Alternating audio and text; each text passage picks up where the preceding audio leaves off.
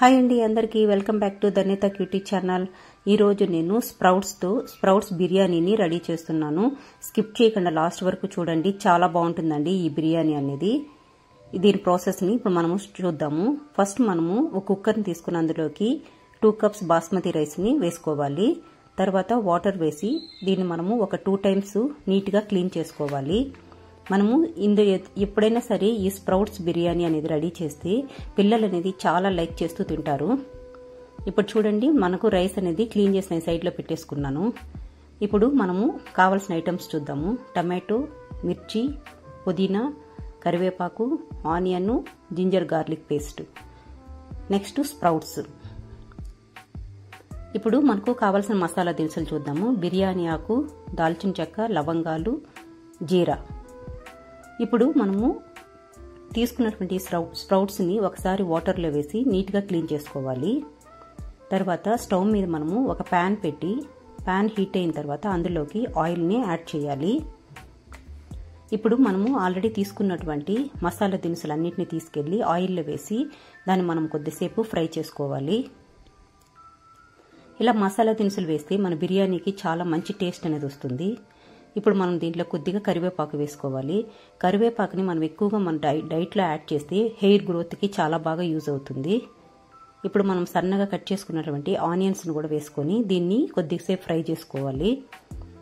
ఇప్పుడు మనము ఇందులోకి కొన్ని గ్రీన్ చిల్లీస్ని యాడ్ చేసుకోవాలి.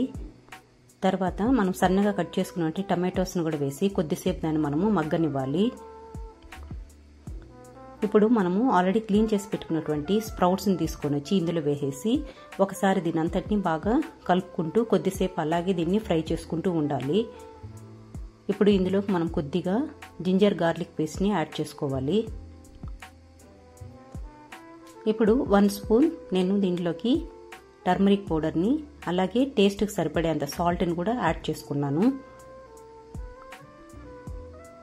ఇప్పుడు మనము ఇందులోకి మసాలా దినుసులు అయిపోయింది కదండి. ఇప్పుడు మనము స్పైసెస్ కోసం అని చెప్పి ఇందులోకి 2 స్పూన్స్ ధనియా పౌడర్ని, 2 స్పూన్స్ మిర్చి పౌడరు, అలాగే 2 స్పూన్స్ గరం మసాలాని యాడ్ చేసుకోవాలి. ఇప్పుడు ఈ మసాలాలన్నీ ఒకసారి మనం బాగా కలుపుకోవాలి. ఇప్పుడు ఇందులోకి నేను కొద్దిగా పుదీనాని అలాగే కొత్తిమీరాన్ని యాడ్ చేసుకున్నాను. ఇప్పుడు ఇదంతా ఒకసారి మిక్స్ చేసుకుంటే చూడండి, మనకు కావాల్సినటువంటి మసాలా అనేది మొత్తం రెడీ అయిపోతుంది.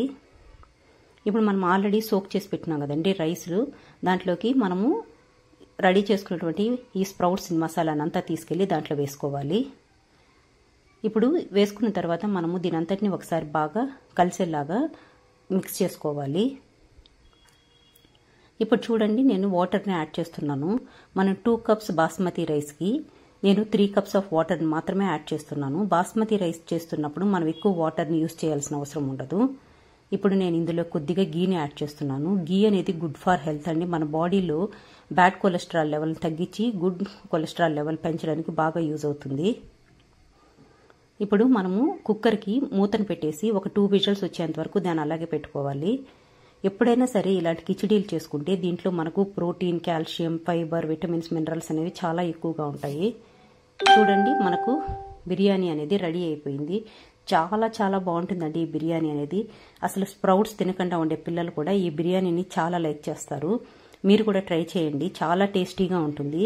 మీరు ట్రై చేసి దీని టేస్ట్ ఎలా ఉందనేది నా కమెంట్స్ రూపంలో చెప్పండి. అలాగే మీరు ఫస్ట్ టైం కానీ నా ఛానల్ చూస్తున్నట్లయితే లైక్ చేసి సబ్స్క్రైబ్ చేసుకోండి. Please like, share and subscribe. Thank you for watching.